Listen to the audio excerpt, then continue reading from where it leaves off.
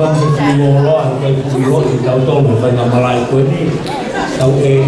tàu tôm phải lột kia mà tận hai ta phải kê với một chút số về quê phải một tàu ít nhất tàu tôm thì tàu cá về cái tàu cá to